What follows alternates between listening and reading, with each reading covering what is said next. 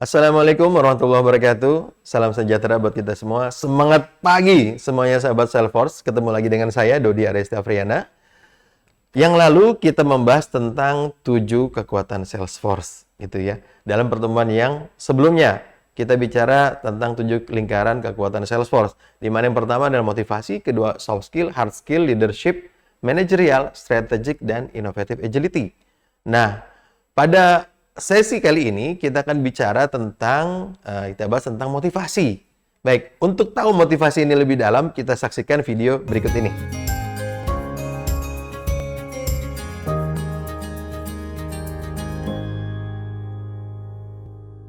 Baik, mari rekan-rekan kita bahas lebih detail terkait dengan motivasi ini. Apa itu yang namanya motivasi dalam lingkaran kekuatan Salesforce gitu ya. Nah, kalau dilihat dari slide ini ada tulisan I am possible gitu, ada seorang anak atau seorang laki-laki, sosok laki-laki yang lompat dari satu tebing yang tinggi ke tebing tinggi lainnya gitu ya. Nah, dalam sebuah motivasi ini menarik nih. Dalam kondisi keseharian kita, seringkali banyak orang ketika melihat ada lowongan penjualan, sales, ada peluang-peluang opportunity untuk menjadi seorang Salesforce, itu orang berpikir, am I possible? Rasanya tuh impossible, rasanya tuh nggak mungkin. This is something scary, something yang mengerikan buat seseorang untuk melangkah kemudian masuk ke dunia sales yang, aduh rasanya target, aduh kayaknya nggak gue banget gitu kan.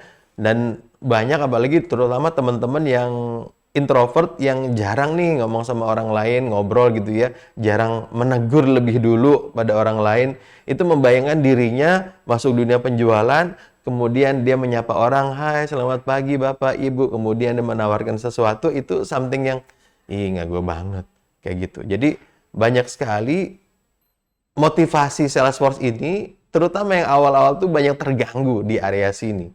Jadi banyak ketika dia masuk ke dunia Salesforce, yang pertama adalah karena terpaksa.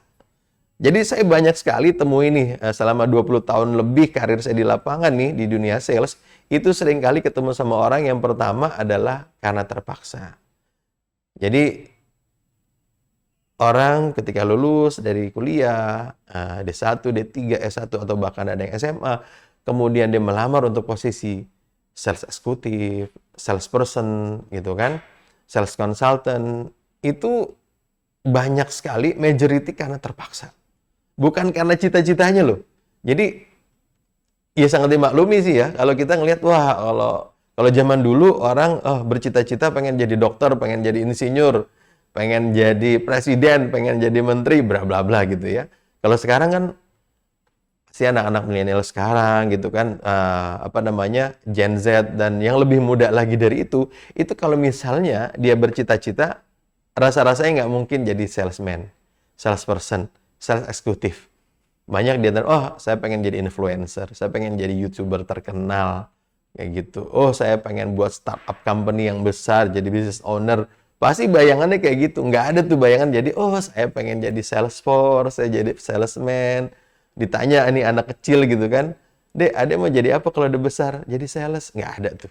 Saya belum pernah ketemu seumur hidup saya nih, udah 40 tahun lebih ketemu orang kemudian cita-citanya di sales. Itu nggak pernah. Makanya banyak di antara kita gitu ya, yang ngelamar kerja menjadi sales itu pertama karena terpaksa. Dia masuk ke situ terpaksa, nggak ada pilihan lain. There's no other choice gitu dalam karirnya, udahlah yang penting kerja. Itu. Nah, ini tantangannya. Ini tantangannya buat siapa? Ya buat si orang yang melamar kerja itu sendiri, dan terutama untuk orang yang merekrutnya. Gitu kan? Ini gimana ketemu sama orang-orang yang terpaksa, nggak ada pilihan lain, cuman ada kerjaan ini, ya udah gue jadi sales. Nah, ini menarik. Gitu kan? Jadi selain terpaksa juga tidak ada pilihan-pilihan lain, gitu kan? Jadi memang banyak orang-orang yang mentok gitu kemudian berakhir jadi sales. Nah, ini tantangan kita nih, terutama di top management di bagian sales. Bagaimana nih merubah, karena this is something yang common, ini sesuatu yang sangat umum, ini terjadi, mungkin pada diri kita juga yang masuk ke dunia sales itu nggak sengaja. Dalam arti memang tidak berdasarkan passion gitu. Tidak berdasarkan passion untuk masuk dunia sales ini. Karena memang ada orang-orang yang senang jualan. Ada orang-orang yang memang senang jualan, buat dia tuh ketika menjual, bisa menjual sesuatu kepada orang lain, terus itu jadi sebuah completion, sebuah jadi prestasi gitu. Jadi, wah gue bisa jualan 1, seneng banget, wah 2, wah seru, 3, dan seterusnya. Itu buat dia jadi suatu kesenangan yang semakin memotivasi dia. Semakin dia banyak jualan, itu burning di dalam hatinya tuh, wah sik, nih seru, bisa. Dan itu terus termotivasi. Nah itu tantangan kita tuh. Terutama di sales management gitu ya. Sales supervisor-nya, sales manager-nya, sales director-nya. Bagaimana nih membuat orang-orang yang terpaksa tadi, memang sih gitu ya, ketika kita seleksi, kita interview, kita nggak bakalan nyari nih jenis-jenis orang yang terpaksa gini. Cuma kadang-kadang yang kayak gitu ada aja lah screening yang nggak apa namanya, ya nggak pas gitu kan. Kemudian dapatlah orang-orang yang seperti ini, gitu kan. Nggak menutup kemungkinan itu terjadi. Jadi apa yang harus kita lakukan? Ya kita benahi motivasinya dulu. Ini yang paling penting. Jadi ketika once ngerekrut sales kemudian melakukan onboarding, saran saya, pengalaman saya juga, benahi dulu motivasinya. Ini paling penting. Jadi benahi dulu motivasinya, selaraskan tujuan perusahaan ini dengan tujuan pribadi dia. Kalau tujuan pribadi si anak ini kemudian align, kita bisa align-kan dengan target-target di perusahaan, itu akan menjadi suatu yang sangat berarti buat seorang sales tadi.